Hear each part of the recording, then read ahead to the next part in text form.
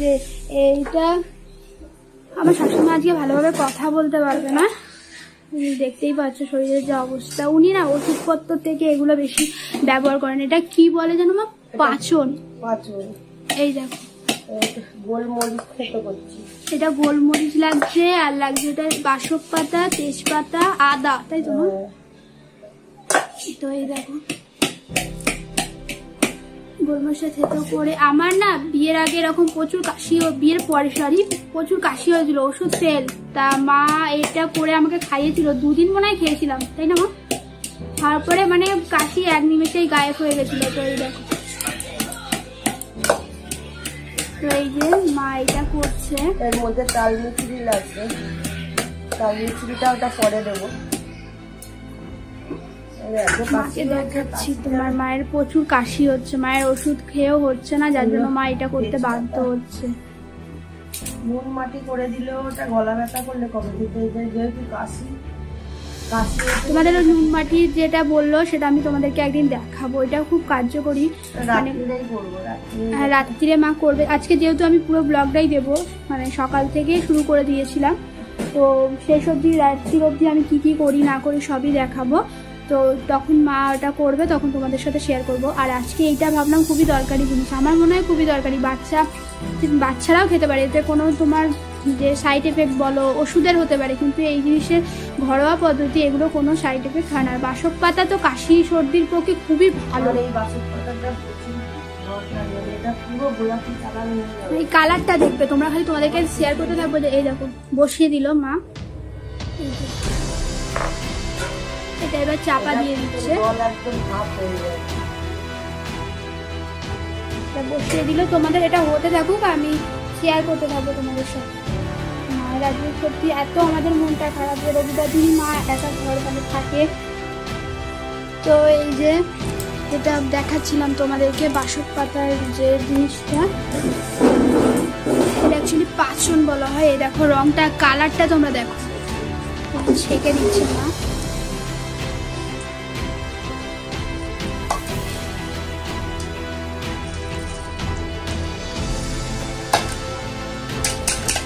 কালারটা তোমরা দেখো, জিনিসটা খুবই উপকার, মানে এত সুন্দর, মানে খেতেও খুবই সুন্দর, যে তোমাদের খারাপ লাগবে মুখে সেও না, মিষ্টি ভাব, একটু ঝাল, মানে একটা সিরাপ জাতীয় বলতে গেলে।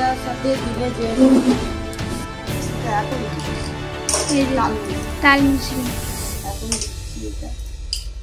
দিয়ে এটা একটু গরম করলে, এটা যখন মিষ্টিটা গলে যাবে তখনই এটা যেমন চা খায়। মায়ের কথাটা শুনতে হয়তো তোমাদের অসুবিধা হবে, কারণ মায়ের গলাটা যে ভালো নেই, গলা কেন শরীরই ভালো নেই, যার জন্য তোমাদের অসুবিধা হবে। তো যেটা বললো হচ্ছে তাল মিছরিটা পরে দিয়েছে, দিয়ে এই যে মিষ্টিটা চলে যাবে ফোটাচ্ছে। যেহেতু আগে দিলে কি হতো, মানে জলটা ফুটতো, মিষ্টিটা তার মধ্যে থাকতো না, তার জন্য এই যে পরে দিয়ে এই যে আবার স্টোভে। আসলে আমাদের স্টোভে করার কারণ হচ্ছে এই স্টোভটা হচ্ছে নিরামিষ রান্না বান্না করা হয়, যার জন্য মা আমি ওখানে রান্নাঘরে করছি বলে মা এটার মধ্যে বসিয়েছে।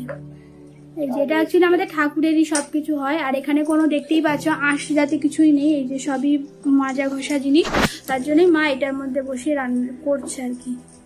এই যে এবার দেখো জলটা, কালারটা তোমরা দেখো, যেহেতু বাসক পাতা, মা বলুক এটা আমার থেকে বেশি মা ভালো বলে। বাসক পাতা একটা 2 রকমের বাসক পাতা, একটা সবুজ আছে, সেটার থেকে এটা উপকার বেশি, কিন্তু সবসময় সব করে তাদের কাছ থেকে পাওয়া যাবে, কিন্তু সেটা সবুজ পাবে, জলটা এটা গোলাপি হয়ে গেলে সবুজ হয়ে যাবে। আর বাই চান্স যদি কেউ না পায় বাসক পাতা, এরকম আদা, তেজপাতা, গোলমরিচ, সেই ক্ষেত্রে বাসক পাতা নেই, সেক্ষেত্রে 2 কি 1টা লবঙ্গ থেতো করে ওর মধ্যে দিতে পারবে।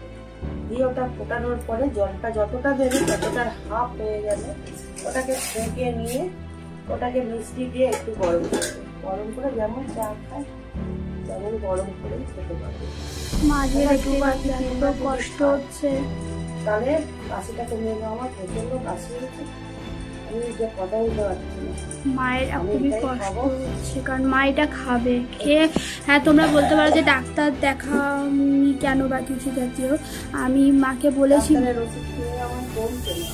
কারণ ডাক্তার দেখানো হয়ে মানে আবার যাবো, কারণ মা একটা ডাক্তারের এতেই রয়েছে। মা যেহেতু মায়ের অনেক রকম কষ্ট মায়ের শরীরে, তোমরা শরীরটা দেখে বুঝতে পারছো না, মানে মায়ের হাই কোলেস্ট্রল আছে, হাই প্রেশার আছে, তবুও ওনাকে বোঝা মুশকিল। উনি যা খাটেন, মানে ওই বয়সে আমরা হয়তো কিছুই করতে পারবো না। তোমাদের সেই জিনিসও আমি একদিন শেয়ার করব তোমাদের সাথে, যে মায়ের পরিস্থিতি কী ছিল, বা মাকেই বসাবো আমার সাথে এই ভিডিওটা করার জন্য। মা কেমন, মায়ের ছোটোবেলা মানে কেমন কেটেছে সব কিছুই।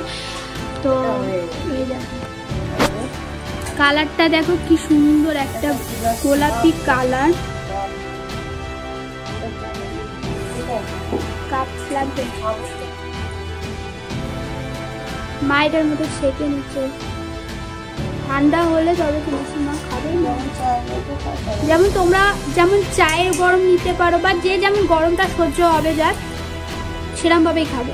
তো আমার মনে হয় একটু গরম, তাই না, উষ্ণ গরম খাওয়াটাই ভালো। যেমন চা খায়, হ্যাঁ, পুরো ঠান্ডাও তো অনেকে খায় না, খুব গরমও খায় না, কিন্তু আমার শ্বশুরমা যে খুব গরম খায়।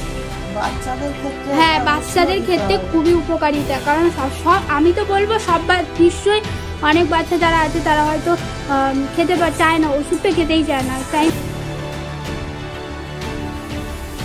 তো দেখতেই পাচ্ছ